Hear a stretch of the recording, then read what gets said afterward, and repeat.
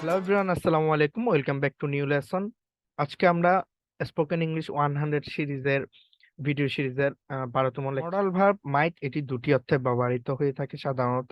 প্রথমটি হচ্ছে যে আহ, কম সম্ভাবনা বুঝাতে মাইটের ব্যবহার হয়, আরেকটি কন্ডিশনাল বাক্যে মাইটের ব্যবহার।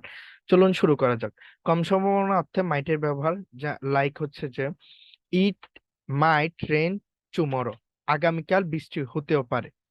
They might join my live class at 10 p.m. তারা রাত 10টায় আমার ক্লাসে অংশগ্রহণ করতেও পারে। She might come to the party tonight. সে আজ আজ রাতে পার্টিতে আসতেও পারে।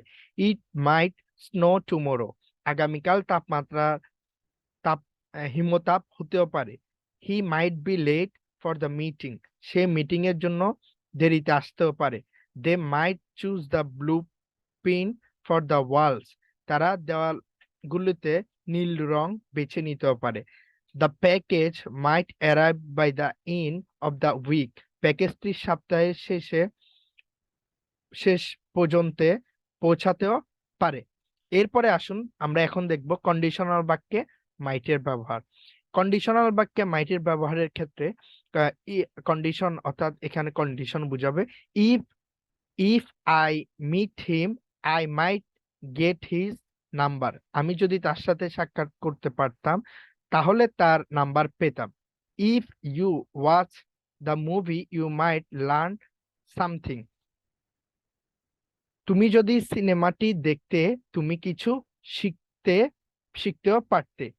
If they join my course they might speak English. তারা যদি আমার কোর্সে যোগদান করত তারা ইংরেজিতে কথা বলতে পারত। এরপরে আসুন it if it Reigns we might have to cancel the picnic. যদি বৃষ্টি হয় তাহলে আমরা পিকনিকটি বাতিল করতেও হতে পারে। I might go to the concert if I can get tickets. যদি টিকিট পাওয়া যায় তাহলে আমি সঙ্গীত সভায় যেতেও পারি। If you study hard, you might pass the exam. যদি তুমি সক্ষমভাবে পড়ো তাহলে তুমি পরীক্ষাটিতে পাস করতেও পারো।